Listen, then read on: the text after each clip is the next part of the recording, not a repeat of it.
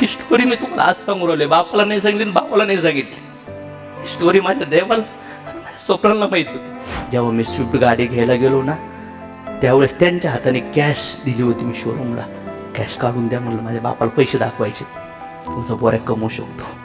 ते दुःख बघितलं होतं त्यांनी. आणि त्या दिवशी त्यांनी गाडीचं नारळ फोडलं, मला कडकडून मिठी मारली आणि रडले. माझ्या आयुष्यात तुला आनंदाचा क्षण होता. पहिल्यांदा वडील पोराच्या गळ्यात मिठी मारतायत आणि रडतात, किती मोठा प्रौढ असं. पण विचार केला, आत्ता मरायचं नाहीये, पण समाजात मेल्यासारखं जगायचं. अटॅचमेंट कट, भीती कट, आळस cut, tension cut, doubt cut, फक्त लढायचे. जर लोक 7ला उठतात ना, मी 6ला उठन.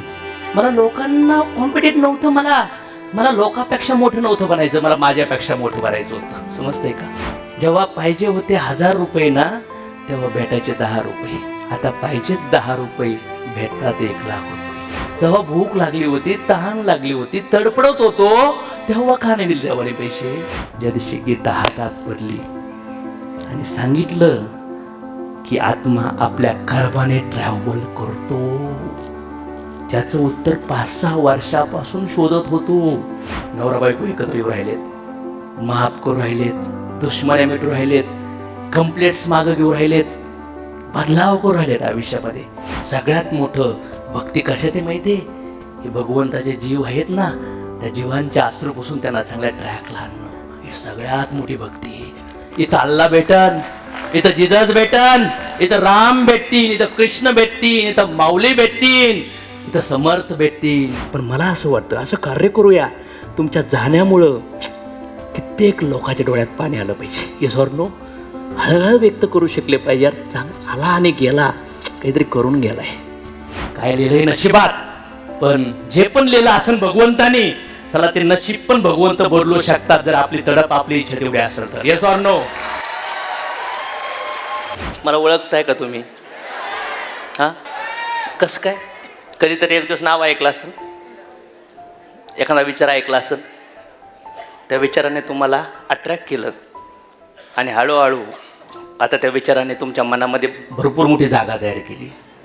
इव्हन इनडायरेक्टली तुमच्या हृदयात जागा करायला लागलाय. तो विचार म्हणजे अशोक तोडमल नाहीये, तो विचार म्हणजे energy. Ashok Todmal is not this body, Ashok Todmal is this not achievements. Ashok Todmal म्हणजे ह्या भौतिक जगाने दिलेलं एक छोटीशी identity. Right or wrong? Ashok Todmal जो तुम्ही आज पाहताय, तो एकदा छपराच्या घरात जन्माला गेला होता.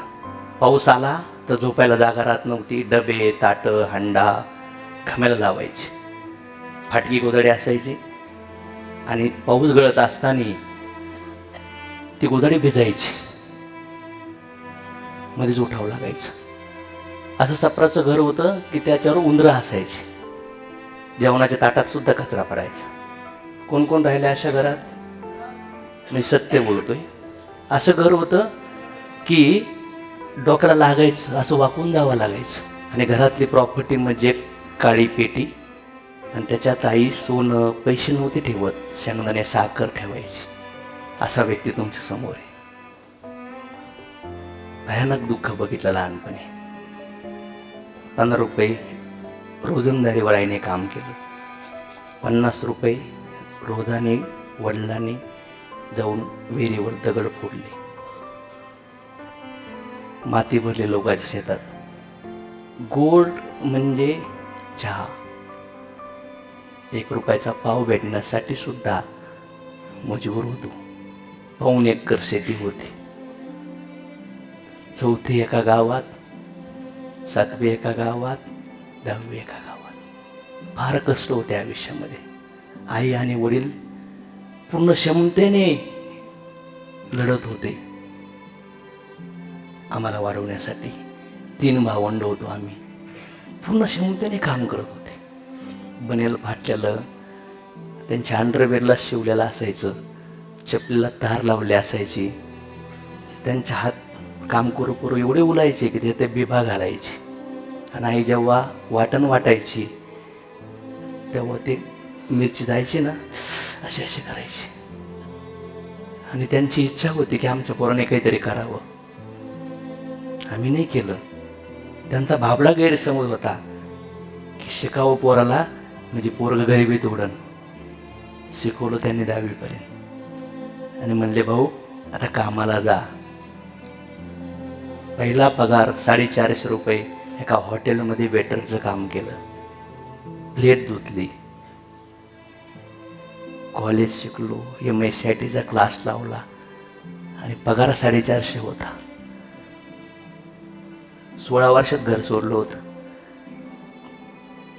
16 वर्षाच्या आधीच गरिबीने एवढं मारलं होतं. पाणी वाहणं, शेतामध्ये काम करणं, ते आईवडिलासोबत जाऊन शेतीमध्ये ते ज्वार उपटवणं, एवढं गरिबीने आपटवलं होतं. एवढी इम्युन सिस्टम स्ट्रॉंग झाली होती का बस. कसं तरी 15 वर्ष काढली शिक्षणामध्ये. असं वाटलं आता मी मोठा होणार. पण कामाला गेल्यावर कळलं लय रेस आहे उंदरांची. ते म्हणले अनुभव घ्यावा लागतो भाऊ. त्याच्या खानदानात कोणीच काही कमवलं नाही आहे. एकच पर्याय असतो, शिक्षण घेणं, बरोबर ना, आणि नोकरीला लागणं. पण नोकरदार बनून लागलो आणि मग कळलं घरच्यांना नाही सांगू शकत आता मी. त्यांची लय कष्ट बघितली होती मी, लय तडफड बघितली होती त्यांची. माझ्या डोळ्यात मी एक दिवस मला नगरला यायचं होतं. मला वडिलाला मी 50 रुपये मागितले. वडिलाच्या पायजम्याच्यातून त्यांनी एक पॉकेट काढलं आणि त्याच्यात असं करत करत मला कळलं फक्त 10 रुपये आहेत. किती रुपये आहेत? आणि मला 50 पाहिजे होते. त्याच्यात ना वडील पात्यांपेक्षा गपचूप द्यायचे मला, अशी आई न देखता गपचूप, भाऊ हे घे. बापाला काय जास्ती माहिती आहे ना पोराची. थांब म्हणजे भाऊ मी आलो 5 मिनिटात. आणि कुठं 7-10 मिनिटात जाऊन कोणाकडून कसे तरी आणले 40 रुपये. आणि त्यांच्या पॉकेटात ते 1 रुपयाची 2 रुपयाची कडक नोट होती ना, त्या सगळ्या काढून मला 50 रुपये देते माझ्या वडिला. ते माझ्यासाठी ना 50 कोटी सारखे होते. ते मला आठवतं. तो क्षण माझ्या मनामध्ये आहे ना, आणि तो जो दर्द मी भोगला ना, त्याच्या एवढा दर्द मला हे मार्केटिंगमध्ये नाही झाला. इन्सर्ट इगो हार्ट बीट नाही, तो माझ्या बापाचा दर्द. माझे वडील म्हणले होते, मी काम करता करता माझ्या पाठीत एक दगड पडला होता आणि तो कंटिन्यू पाठ दुखायची त्यांची, कंटिन्यू पाठीवर कधी दाबावं लागायचं. ही गरिबीची स्टोरी सांगू का राहिलो मी? गरिबीमधून निघलेले लोकच महान होऊन राहिलेत, कारण की त्यांची इम्युनिटी फार स्ट्रॉंग होती. आणि जेव्हा कळलं 1 कंपनी 2 कंपनी अशा कंपन्यात जॉब करत करत तुटलो होतो पूर्ण. जॉबमध्ये नाही, व्यवसाय करू शकत नाही, आईबापाला सांगू शकत नाही. काय सांगू त्यांना? नव्हतं माझ्या हातात, मार्ग दिसत नव्हता. आणि जो मार्ग होता त्याच्यात मला होत नव्हतं. आणि अचानक एक घटना घडली. माझा भाऊ इथं आहे ऑलरेडी, तो आता तर 2-3 कोटीचा मालक बनवला आहे. पण एक काळ अशी घटना घडली, गाडीचं टायर पेट्रोल भरताना त्याच्या पायावर गेलं. आम्हाला वाटलं थोडंसं आहे, होऊन जाईल. आणि पैसे नाहीत म्हणून डॉक्टरने ट्रीटमेंट नाही केली, पायात पॉयझन झालं. आणि बरेचसे पैसे गेल्यानंतर सुद्धा सगळं नव्हतं ते लावलं इकून तिकून. आणि डॉक्टर 21 दिवसानंतर मला आत येऊन म्हणतात, गुडघ्याच्या खाली पाय कट करावं लागेल 18 वर्षाच्या मुलाचा. माझ्या आईवडिला पण नाही सांगितलं मी, माझ्या भावाला पण नाही सांगितलं मी. निर्णय घेतला आणि त्यांना म्हणलं घेऊन जा. तो म्हणला मला कुठं चाललंय? म्हणलं ऑपरेशनला. 24 तासानंतर जेव्हा शुद्धीला आला त्यांनी मला येताना म्हणला, भाऊ मा पाय कुठे?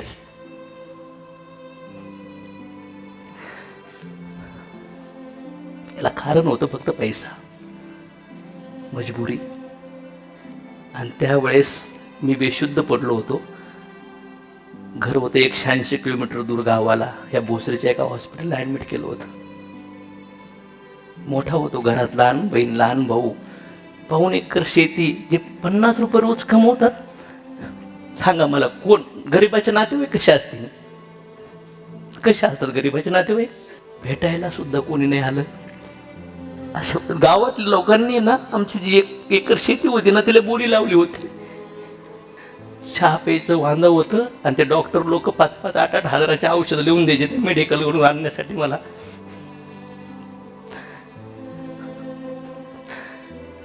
ही स्टोरी मी तुम्हाला आज सांगू राहिले, बापाला नाही सांगितली आणि बापाला नाही सांगितली. ही स्टोरी माझ्या देवाला आणि माझ्या स्वप्नाला माहित होती. आणि स्टोरी मी का सांगू राहिलोय, तुमच्या आयुष्यात अशा वेगळ्या वेगळ्या स्टोऱ्या झालेल्या आहेत. प्रत्येकाच्या लाईफमध्ये अशा स्टोऱ्या आहेत, फक्त त्यांचा सेन्सेंट वेगळा वेगळा आहे. आणि एक दिवस माझा भाऊ म्हणला मला, रात्री 12:30-1ला उठला, भाऊ मला पॉयझनचं इंजेक्शन द्यायला लाव डॉक्टरला. आपल्या वडिलांना 2 पाय आहेत, तरी आपली अवस्था अशी आहे. आता माझा पाय कडे केलाय, मला आयुष्यभर कुबडीवर राहावं लागेल. हे कसं जगायचं? जेव्हा हॉस्पिटलमधून डिस्चार्ज केलं ना, तेव्हा ते टॉयलेट असतं ना, इंग्लिश टॉयलेट घ्यावं लागणार होतं. आता 450 रुपयाचं, ते घेण्यासाठी पैसे नव्हते. लई भयानक त्रासात होतो. आणि जवळपास 2 महिन्यामध्ये एक विचार होता, सगळे मार्ग संपलेत, एकच मार्ग आहे आता, संपवायचं स्वतःला. 60 दिवस तो विचार होता माझ्या मनात. काहीच नव्हता पर्याय, पळून जायचा पर्याय होता. बायको होती, पोरग झालं, तर एक भाऊ होता, आई वडील होते. आणि ठरवलं पण, पिंपरीत राहायला इथं होतो आम्ही, कसपटी वस्तीत आहे. तिथून 2:45 वाजता मी रेल्वे ट्रॅकला गेलो होतो. 10 सेकंद होते पुढून ट्रेन येण्यासाठी फक्त. पण एक विचार आला, काय माहीत नाही स्पार्क, आता मेला तर कोणाच्याच लाईफमध्ये काही बदल नाही होणार, कोणालाच काही फरक नाही पडणार. उलट घरचे लोक लई त्रासात येतील, थोडे दिवस रडतील, ते पण विसरून जातील. बरोबर ना? ते पण चोच दिलंय तर दाना त्यांना भेटेल. पण विचार केला, आत्ता मरायचं नाहीये, पण समाजात मेल्यासारखं जगायचं. इमोशनल कट, अटॅचमेंट कट, भीती कट, आळस cut, tension cut, doubt cut, फक्त लढायचे. आणि इथपर्यंत मी आलोय ना, इथून मला वर निघायचंय. आणि या जगामध्ये जे जे लोक माझ्यासारखी परिस्थिती भोगलात ना, त्यांना गळ्याला लावायचे, त्यांचे अश्रू पोसायचे. त्या स्टेजला आल्यानंतर जे मरायला निघतात त्यांना प्रकाश दाखवायचा आहे. आलो, माहिती नव्हतं काय भेटन, काय होईन, कसं होईन. जसं त्या अर्नॉल्डच्या डोक्यात विचार होता ना, मोठं व्हायचंय. आणि मार्ग भेटला मला 2.5 महिन्यानंतर. लागलो या इंडस्ट्रीमध्ये कामाला. लय त्रास झाला मला, लय पळपळ झाली. लोक ओळखीचे नाही, राहायचे वांदे, खायचे वांदे, सगळे वांदे, सगळे नाराज होते अशा परिस्थितीमध्ये. आणि अशा परिस्थितीमध्ये जेव्हा बिझनेसला सुरुवात केलं, काहीच माहीत नव्हतं कसं होईन, काय होईन. फक्त एवढंच माहिती होतं, एकच सोल्युशन आहे, प्रॉब्लेम सॉल्व करायचेत. घुसलो कामाला. 5:30ला रोज उठायचं, गार पाण्याने आंघोळ करायची. सकाळी एक चहाचा टपरीवाला होता, त्याची टपरी झाडायची आणि तो त्याच्यामुळे सकाळी एक चहा द्यायचा आणि थोडे पोहे द्यायचा खायला. नाश्ता असा होता. काम सुरू केलं, भयानक त्रास झाला. पुस्तक वाचायला सुरुवात केली, ट्रेनिंग मिटिंग, रोज कामात, रोज कामात, रोज कामात, रोज कामात, रोज कामात. काहीच माहीत नव्हतं, पण ठरलं होतं करायचे, करायचे, करायचे, करायचे. सुरुवात झाली. 1000, 2000, 5000, 10,000, 3000, 2 असं अपडाऊन पडत पडत पडत पडत. पण मला असं वाटत होतं, जर लोक 7ला उठतात ना, मी 6ला उठन. मला लोकांना कॉम्पिटेट नव्हतं, मला लोकांपेक्षा मोठं नव्हतं बनायचं, मला माझ्यापेक्षा मोठं बनायचं होतं. समजतंय का? माझं कॉम्पिटिशन लोकांसोबत नव्हतं, माझं कॉम्पिटिशन माझ्यासोबत होतं. लढलो पोरांनो, त्रास झाला. 1 महिना, 2 महिना, 6 महिने, 1 वर्ष. जिंदगीने लय खतरनाक कार्यक्रम केला सर. पूर्ण जिंदगीतलं संघर्ष, जिंदगीतला स्ट्रगल 2010 ते 2011 साली केला.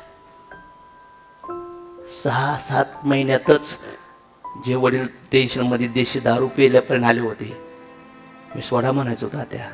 जेव्हा मी स्विफ्ट गाडी घ्यायला गेलो ना, त्यावेळेस त्यांच्या हाताने कॅश दिली होती मी शोरूमला.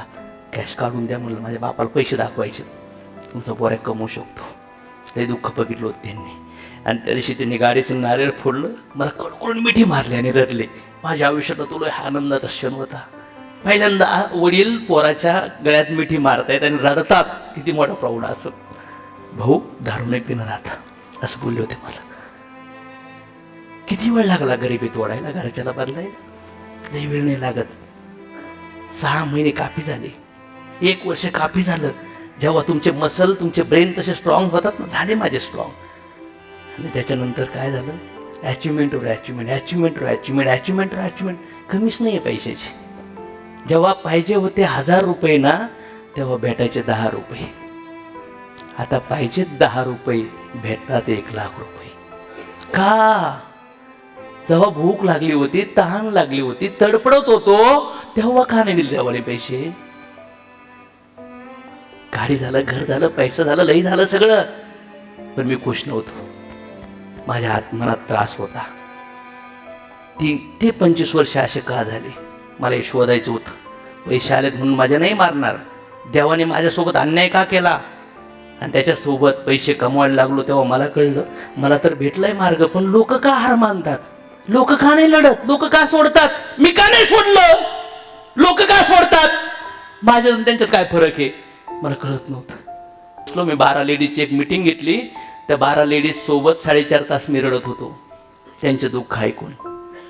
कोणी म्हणला की माझा नवरा माझ्या तोंडावर थुकतो, लोअर क्लासमध्ये प्रॉब्लेम्स आहेत. मग विचार केला, एवढे क्रूर थॉट आहेत, यांना पैशाने कपड्याने हाणाने नाही बदललं जाऊ शकत, यांना विचाराने बदललं जाऊ शकतं. अपंग आहेत, कोणी विधवा आहे, कोणी बाळच लग्न होऊन राहिलं, तडफडतोय ते पोऱ्या आईबापासाठी, पोरगी तडफडते आईबापाला मदत करायसाठी, तो तरुण मुलगा तडफडतोय आईबापासाठी, बत्नीसाठी, पोरासाठी, ती बाई तडफडते, तो म्हातारा माणूस तडफडतोय. यांना मार्ग दाखवायला कोणीच नव्हतं. कोणाचं बाळ मरतंय, कोणाची केस चालू आहे, कोणाला हाणामाऱ्या होऊ राहिल्यात, कोणीतरी कोणाला तरी चिटिंग करू राहिलंय, कोणीतरी पर आत्महत्येपर्यंत जाऊ राहिलंय. मी विचार केला, काय करू यांना, कसं मदत करू मी? आजूबाजूला सगळे दुःखाचे आहेत. मग मी डोनेशन, अनाथ आश्रम, वृद्धाश्रमाला जायला लागलो, मदती केल्या. मला कळलं येणे काय नाही होऊ राहिलं, काय सोल्युशन काय आहे? आतून आकांताने ओरडत होतो, माझ्यासाठी नव्हतो मार्ग शगत. भगवंता, माझ्यावरती वेळ का आली आणि यांच्यावर का आली मला सांगा. मला उत्तर शोधायचं होतं. मशिदीत गेलो मी शिरखुर्मा खायला टोपी घालून. मी चर्चमध्ये गेलो सांगवीच्या, मी तुळजापूरला गेलो, मी शनी शिंगणापूरला गेलो, मी शिर्डीला गेलो, मी पंढरपूरच्या नद्यात उड्या मारल्या. आणि मी क्लिअरच होत नव्हतो, मला कळत नव्हतं कसं होईन. माझा प्रश्न होता, माझ्या जिंदगीत असं का होऊ राहिलंय? आणि याचं राईट उत्तर देणारा कोणीच नव्हता. ना माझा बाप, ना माझा मित्र, ना माझा नातेवाईक. ज्या गुरूंना भेटलो ना, ते पण म्हणायचे कर्मभिर्म असतं. मला पटत नव्हतं. म्हणलं, मला त्याच आईचा गर्भ का भेटला, करोडपतीचा गर्भ का नाही भेटला? सांगा मला, मी काय पाप केलं होतं? मला का भोगावं लागलं आणि लोकांना का भोगावं लागू राहिलंय? इमॅजिन करा, जर एवढे पैसे येत आहेत तुमच्याकडे आणि तुम्हाला लोकाबद्दल करू नये आणि तुम्ही काही शोधताय, तर देव दाखवणार का नाही मार्ग? मग 20-20, 30-30 वर्ष करू करू लोकांना का नाही होऊ राहिलं? 40-40 वर्ष करू करू का नाही झालं? ज्यांना भले भले ज्यांना आम्ही गुरु मानतो का नाही झालं त्यांच्याने? मला नाही ना पाहिजे, नाही पाहिजे. आमची फॅमिली बघा सिंपल राहू राहिली. येस ऑर नो, नो दिखावा, काहीच नाहीये. आमचे आई वडील सिंपल आहेत, अजून शेतीत कामं करतात. नाही म्हणतात भाऊ, साधी राहणीमान. येस ऑर नो, आम्हाला कष्ट करायचे, आमचं कर्तव्य पार पाडायचं. Yes or no. मला कळत नव्हतं. माझा एकच प्रश्न होता, त्या गर्भात मी का आणि कुठून आलोय सांगा. ते म्हणले आई वडिलामुळं आलायस? नाही, त्यांनी मला शरीर दिलंय, तोच गर्भ का? आणि मग काही लोकांची गुरूंची ततमम व्हायची, गुरु करावं लागल, इकडं जा तिकडं जा, हात दाखव. कुठंच नव्हती उत्तर भेटत. माझ्याकडे कुराण आहे, माझ्याकडे बायबल आहे, माझ्याकडे ओम शांती ओम माहिती आहे, हॅप्पी थॉट्स माहिती आहे, त्यानंतर आर्ट ऑफ लिव्हिंग माहिती आहे, सीडीज, पुस्तकं, टेम्पोभर आध्यात्मिक मटेरियल गोळा केलं. शोध चालला होता. सद्गुरू वामनराव पै माहिती आहे, त्यांचा स्टडी. त्यानंतर पंजाबचे एक पंजाबी समजवतात, धननिरंकार माहिती आहे. सगळा शोध घेतला, ढिगारा घेतला. कन्फ्यूज. ज्या दिवशी गीता हातात पडली, आणि सांगितलं की आत्मा आपल्या कर्माने ट्रॅव्हल करतो. त्याचं उत्तर 5-6 वर्षापासून शोधत होतो लोकांना मदत करायला. त्याचं उत्तर मला गीतेच्या दुसऱ्याच चॅप्टरमध्ये भेटलं. अंधार होता, प्रकाश झाला, कॉन्फिडंट आला, विश्वास आला. आणि जो सोर्स आहे तो सांगणारा कोणी अंडू पंडू नाहीये, तो ब्रह्मांडाचा मालक आहे. सोर्स, राईट और रॉंग, तो माझा बाप नाहीये, तो माझ्या आत्म्याचा बाप आहे. येस और नो? भरोसा केला त्या एनर्जीवर, विश्वास ठेवला त्या एनर्जीवर, त्या चेतनेला घेऊन काम केलं. आणि म्हणून हॅपीनेस चालू झालं, स्पिरिच्युअलिटीवर टॉक चालू झाला. आज आपल्याकडे सगळ्या रिलिजनचे लोक कामं करतात. कोणीच म्हणत नाही की हे लोक अध्यात्म कृष्ण प्रमोट करतात. येस और नो? कारण की लोकांना बेस समजून राहिला आहे, बेस. आणि मग मला जेव्हा कळलं, आज बघा लोकांना आपल्या सेशनमधून या गोष्टी क्लिअर होऊ राहिल्यात. RTPमध्ये जवळपास 350 स्लाईडचं सेशन असतं आपलं, 5-5.5 तासाचं, माहिती आहे ना. स्पिरिच्युअलिटीवर यूट्यूबवर व्हिडिओ आहे. आपला जी सोशल मीडियावर फॉलोविंग आहे त्याच्यातली 98% फॉलोविंग फक्त भगवद्गीता स्पिरिच्युअलिटीमुळे. किती लोकांना माहिती आहे या गोष्टी? किती लोक अशी इथे आहेत की माझे व्हिडिओतलं तेच आवडले म्हणून आम्ही आलो. घ्या हात. तुमच्या आत्म्यात प्युरिटी आहे आणि आत्म्याबद्दल काहीतरी 10-20 सेकंद तुम्ही ऐकले म्हणून स्पार्क घडलाय तुमच्यात. पैसे नाही, गाडी, मर्सिडीज म्हणून आले तुम्ही. कशामुळे आलात? त्या परमात्म्याने जे प्युअर तत्व सांगितलंय त्या तत्वाबद्दल एक मोडकं तोडकं शब्द तुमच्या हृदयात जाऊन प्रकाश करू राहिलेत. So that energy is not my energy. I am only source. I am only post money. Yes और नो?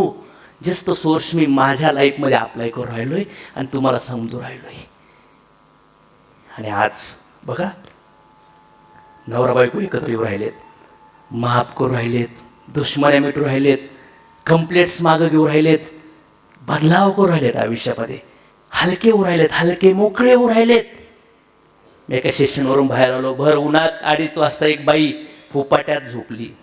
म्हणला, ताई उठा उठा उठा. नाही सर, 8 वर्षापासून रडत होते, 5 मिनिटात मोकळे झाले मी. 8 वर्षापासून दुःख होतं मला. म्हणलं काय होतं? म्हणजे माझा पोरगा अपंग आहे आणि मला नातेवाईक, मित्र, आजूबाजूचे लई वेगळ्या नजरेने पाहतात. माझ्या बाबतीत असं पोरगं का आलं त्याच्याकडे बघून मला लई रडायला येत. आम्हाला वाटतं कधी कधी दोघांनी आम्ही मरून जावं.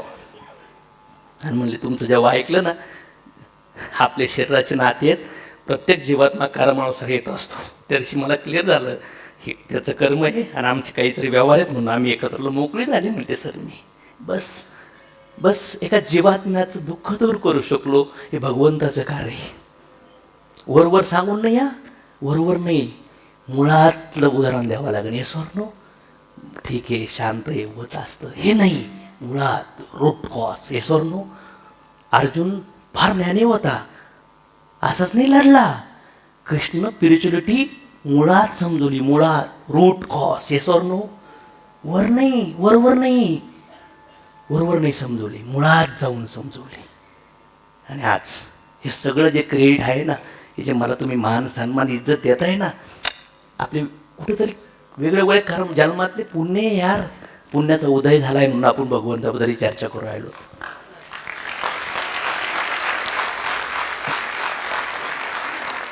दोन 2021 आता 2000 आहे ना, 100 वर्षांनी तर कुणीच नसणार आहे आपण.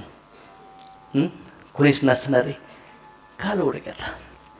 बघा आज झालो बा, मी गाडी घेतली, मी घर घेतलं, मी पैसे कमवले, चिल्लर आहे रे, चिल्लर आहे. ते काय नाही टिकणार.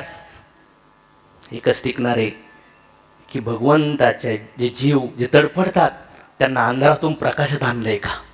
पहिला तू प्रकाशात आलायस का? सगळ्यात मोठं भक्ती कशात आहे माहिती आहे? हे भगवंताचे जीव आहेत ना, त्या जीवांच्या आश्रूपासून त्यांना चांगल्या ट्रॅकला आणणं, ही सगळ्यात मोठी भक्ती आहे. इथं अल्ला भेटन, इथं जिजस भेटन, इथं राम भेटतील, इथं कृष्ण भेटतील, इथं माऊली भेटतील, इथं समर्थ भेटतील, इथं भवानी भेटन, इथं हनुमान भेटतील. सगळे देवी देवता तुम्हाला लोकांच्या सेवेमध्ये भेटतील आणि ती हेल्थ वेल्थ आणि हॅपीनेसमधली आपल्याला समजतंय ना. आणि आज ही सगळी अचिव्हमेंट झाली आणि आता 2 पिटारा आहे आपल्याकडे. 2 पिटारा. जगातले कुठले प्रॉब्लेम असू द्या, मी काय बोलतोय, जगातले कुठले प्रॉब्लेम असू द्या, आणि जर तुम्ही भगवंताच्या शब्दावर बिलीव्ह करायला तयार असाल तर 10, 20, 30, 40 वर्षाचं ओझं 10 मिनिटात खाली होऊ शकतं. 10 मिनिटात आतून उठा, वा जागे. मी माझं कार्य करूय, मी एवढ्या दिव्याला पेटू राहिलोय ना. आता तुम्ही दिवा पेटून फक्त नवरा बायको पोरा स्वरांना उजेड नाही करायचा. मी करू राहिलोय का? करू राहिलोय का? मी माझ्या बायकोला घेऊन सांगितलं ना मी यांचं आहे, माझ्या आईबापाला पण सांगितलं मी यांचं आहे. तुमच्या शरीराच्या काय रिस्पॉन्सिबिलिटी आहेत ते पूर्ण करण्यासाठी किती रुपये लागतात? 1,00,000 2 लाख रुपये. Yes or no? लई झाली. Yes or no? मग आता मला समाजासाठी कार्य करायचे. माझा देवा पेटवला आहे, आता मरेपर्यंत मला लोकाला पेटवत राहायचे. ज्ञानेश्वर माऊली एक दिवस येऊन म्हणले ना, आता आम्ही समाधी घेतोय. मोठ्या भावाच्या अगोदर लहान भाऊ काय म्हणतोय, बास आता मला काय करायचे, समाधी घ्यायची आहे, नको हे शरीर मला. Yes or no? हे शरीर असेल तर इच्छा असतील, आणि इच्छा असतील तर काम आसन, क्रोध आसन, लोभ आसन, मद आसन, मत्सर आसन. शरीर हे पण इच्छा संपल्यात मुक्ती. शरीर हे पण इच्छा संपल्यात मुक्ती. पण शरीर हे आणि इच्छा आहेत म्हणजे काय, बंदिस्त, बांधलंय तुम्हाला. शरीर संपलंय आणि इच्छा आहेत, पुन्हा जन्म आहे. पुनरपि जननी पुनरप मरणम. जठरे म्हणजे पुन्हा पुन्हा गर्भामध्ये यावं लागेल. 84 लक्षची योनी, कुत्रे मांजरं डुकरं सगळ्याच्या गर्भामध्ये ट्रॅव्हल करत करत हे ह्युमन लाईफ भेटलंय. मिस नका करू याला, नका करू मिस. उंच व्हा. तुमच्या मनामध्ये प्रकाशाची गरज आहे, येस ऑर नो? तुमच्या परिवारात प्रकाशाची गरज आहे, येस ऑर नो? आणि तुमच्या आजूबाजूला ह्या सोसायटीला प्रकाशाची गरज आहे, राईट ऑर रॉंग? प्राण्यासारखं नाही जगायचं आपल्याला. आणि माझं तर टार्गेट आहे, मी तर करणार आहे लोकांना मदत.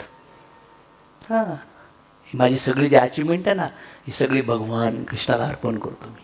ही टेम्पररी पोझिशन आहे, इतपत टेम्पररी आहे. मी तुम्हाला एक शब्द देतो, त्या प्रभू परमेश्वरची शपथ घेऊन सांगतो, आतल्या हृदयात जे शब्द आहेत तेच मी बोलतोय की बस आखरी श्वासापर्यंत, रक्ताच्या आखरी थेंबापर्यंत मला तुमची आणि तुमच्या थ्रू समाजाची सेवा करायची.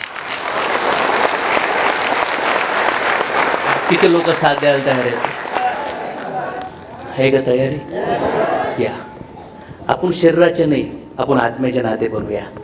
शरीराचे नाते लय दुःख देतात ना, भाऊ बहीण ताई आका काका मामा. आपण आत्म्याचे नाते बनवूया.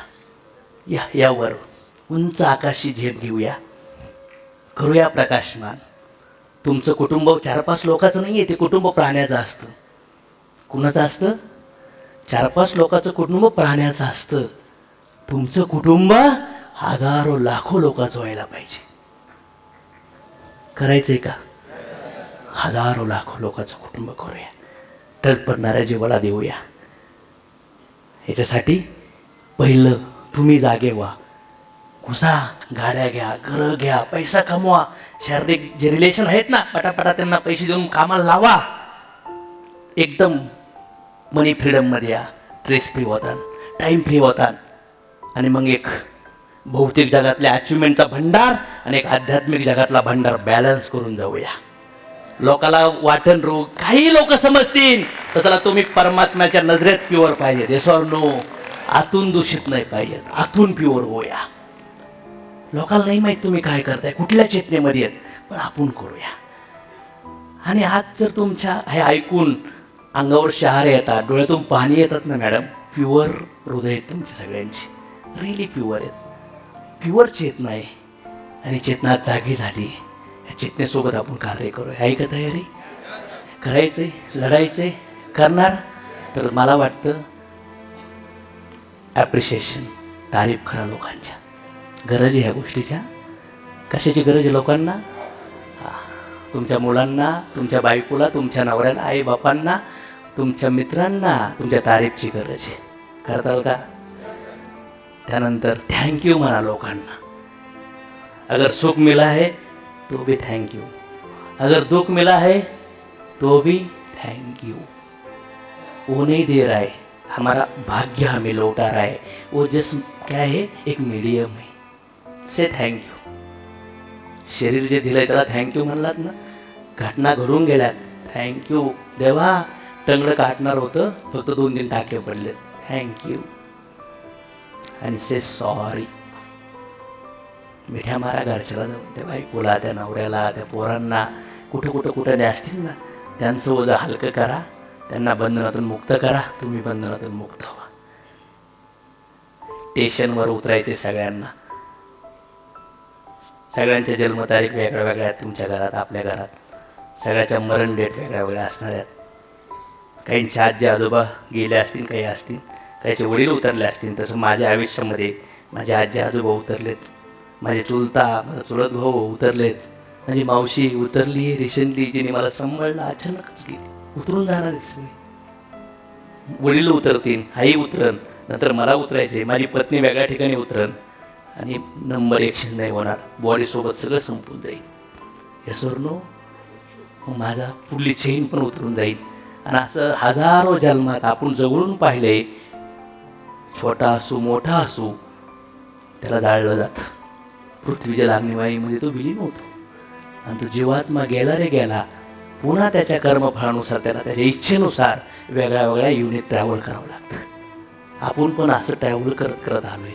ॲक्सेप्ट दिस. म्हणून मला असं वाटतं, माफ करा लोकांना. करताल का? जे आहे ते लय जबरदस्त आहे. आणि जे आहे, जे जबरदस्त आहे, पण तुम्हाला असं वाटतं आणखीन भारी बनवा, तर निगेटिव्ह गोष्टी नाही, पॉझिटिव्ह गोष्टी हायलाईट करा. आहे का तयारी? आहे ना तयारी? म्हणून मला वाटतं करूया स्वप्न पूर्ण. आपण करायचे का? देणार का साथ? म्हणून तुकाराम महाराज म्हणले होते काय, आम्ही जातो आमच्या गावा, आमचा राम राम घेवा. आंबा आणि चिक्कू माहिती, आंबा पिकल्यावर कोई सहज बाहेर निघत नाहीये, घर घेऊन निघते. याला म्हणतात अटॅचमेंट. शरीराशी, परिवाराशी, संपत्तीशी, सौंदर्याशी, याला अज्ञान म्हणतात. आणि याने म्हातारा झाला माणूस ना, तरी माणसाला तडफडतो. म्हणून रिअल नॉलेज सोबत जीवन जगा. म्हणजे चिक्कू पिकल्यानंतर बी कशी बाहेर निघते, तसा जीवात्मा एक्झिट झाला पाहिजे, विदाऊट एनी लगेजेस. अंडरस्टँड? आणि जर तुमच्याकडे हा फॉल्स इगो असेल तर तुम्हाला कोणीच वाचू शकत नाही. म्हणून ना पॉझिटिव्ह ना निगेटिव्ह. कसं जगायचं? बॅलन्स. या भौतिक जगात राहून सुद्धा लोकाला तुम्ही योगी वाटले पाहिजेत. समज में आया? योगी म्हणजे फक्त भगव्या कपल्यात नाही, टिळा बेळा लावलेला नाही, माळ घातलेला नाही. सारा इथून पुढल्या काळात कोटबेट घातलेले मॉडर्न योगींची गरज आहे लोकांना. मॉडर्न योगींची गरज आहे लोकांना. म्हणून वेस्टर्न कल्चरचा ड्रेस कोड घालून आज आपल्या संस्कृतीविषयी मी चर्चा करून आली. समज में आया? माझ्या गळ्यात दिसते काही टिळा बेळा दिसताय? असं असतं तर लोक आलेच नसती, म्हणले असते हे ऑर्डे माळकरी ऑर्डे टिळा घालून बसले. Yes or no? सर तुम्ही नॉनव्हेज खातात का? आता मी जर नाही म्हणलं आणि याची खायची इच्छा असेल ते माझ्या संग काम करेल का? नाही. आणि मी जर हा म्हणलं आणि ते खात नसल तरी पुन्हा गडबडी, दोन्ही कुणा धर्मसंकटी. मग उत्तर कसं द्यायचं? विचार करा. इथून सुरुवात होती लिडरशिप. लोक घोड्यावर पण बसून देत नाही आणि पायी पायी पण चालून देत नाही. समजतंय का? राईट और रॉंग? अंडरस्टँड हो रहा है का नाही हो रहा है? म्हणून मला असं वाटतं की तुम्ही या, निघा बाहेर, या नातेगोतातून, या मोहातून बाहेर निघा आणि जगा मनापासून. आणि जेव्हा असं बॅलन्सने जगताना तर असा अचानक मृत्यू नाही येणार. कळणार तुम्हाला 5-6 दिवस. चलो निकलना है boss, because you are balance mode. You are कुठल्या मोडमध्ये आहेत? इलेक्ट्रॉन मोडमध्ये आहेत. बॅलन्स एनर्जीमध्ये जेव्हा माणूस असतो तेव्हा तो चिक्कूसारखा असतो. बिकॉज जो मिलने वाला है वो छूटने वाला है. ये सर नो? जो ब्यूटी मिला है वो निकल रहा है कि नहीं धीरे धीरे? कुछ लोग निकल गए हैं फिर भी आर्टिफिशियली प्लान कर रहे हैं, राइट और रॉन्ग? अभी सफ़ेद है लेकिन कलर चल रहा है, क्योंकि हमारी धंदे की गरज आहे. किंवा मी लई याडा दिसलो तर तुम्ही म्हणणार का हेच ऑलरेडी येडे, कसं नो तो कलर लावून यावंच लागतं, राईट और रॉंग? म्हणजे टेम्पररी या सगळ्या गोष्टी, सगळं टेम्पररी. आई टेम्पररी, बाप टेम्पररी, नाते गोते सगळे टेम्पररी. सुख दुःख दुश्मन्या परमनंट कोणी केल्या? आपल्या अज्ञानपणामुळे झाल्यात. निघा बाहेर, उंच लेवलला या, आणि मग जे पूर्ण जिंदगीत मिळवायचे ना ते 4-5 वर्षात मिळवून टाका. आणि जेव्हा मृत्यू समोर येईन ना तेव्हा म्हणायचं चलो निकलते, चलो दुसरे हॉटेल में दूसरे कंट्री में निकलते, जो भी है बॉस चलो निकलते. सगळे बोंबलत असतील, अज्ञानी लोक तुमच्या नावाने रडत असतील. हजारो लाखो लोक तुम्ही चाललाय तर रडतील ना कॉन्ट्रीब्युशन केलं तर. नाही तर काही लोकाला जायला 10 लोक पण नसतात. आलं काय गेलं काय, काही फरक पडत नाही. पण मला असं वाटतं असं कार्य करूया तुमच्या जाण्यामुळं कित्येक लोकांच्या डोळ्यात पाणी आलं पाहिजे. Yes or no? हळूहळू व्यक्त करू शकले पाहिजे. यार चांग आला आणि गेला, काहीतरी करून गेलाय. सगळे पोरं सोरं नातेवाईक मित्र सगळी संपत्ती इथंच असन, त्यावेळेस तुम्ही म्हणू शकले पाहिजे एक अभंग लाव ना, ए बाळा एक अभंग लाव ना. खटला तुकाराम महाराजाचा, आम्ही जातो आमच्या गावा, अशी इच्छा झाली पाहिजे. जे दिवोटी आहेत ना भगवंताचे, जसं गर्भधारण करतात ना, गर्भधारणमध्ये काहीतरी प्रोसेस असतात, लेडीजच्या असतात का? गर्भधारण केल्यानंतर हे प्रोसेस असतात ना डिलिव्हरीपर्यंत. हायर लेवलला हाऊ टू डिपार्च पीपल, लोकाला कसं पाठवायचं मरतानी, याचं प्रिपेरेशन आहे स्पिरिच्युलिटीला. आपल्या असेच मरतात आणि असेच जाऊन येतात, राईट और रॉंग? मरावं कसं, मरायचं तर पिरियड आहे ना. मरतानी राईट गाडी भेटली पाहिजे की नाही? नाही तर दारोडा बसला गेला रेल्वे स्टेशनवर, ते पण कुठं कलकत्त्याच्या जंक्शनवर, कुठल्या ट्रेनमध्ये बसावं कळतच नाही. म्हणून काय डिपार्चर कसं, एका जीवात्म्याला म्हाताऱ्या माणूस जो मारायला आला आहे त्याला कसं पाठवावं ज्याच्यामुळे त्याला राईट गाडी भेटन, इथपासून चालू होतं. आणि तुम्हाला पण कोणाला तरी पाठवायचे तुमच्या घरच्यांना, आणि नंतर तुम्हाला पण घरचे पाठवणार आहेत. Yes or no? म्हणून मला असं वाटतं तेव्हा काय तिथं अभंग काय असन, आम्ही जातो आमच्या गावा आमचा राम राम घेवा. सो मला असं वाटतं, माझी इच्छा आहे की आपण सगळे मिळून आपले 100% देऊया. काय माहीत नाही काय लिहिलंय नशिबात, पण जे पण लिहिलं असेल भगवंताने, चला ते नशीब पण भगवंत बदलू शकतात जर आपली तडप आपली इच्छा तेवढी असेल तर. Yes or no?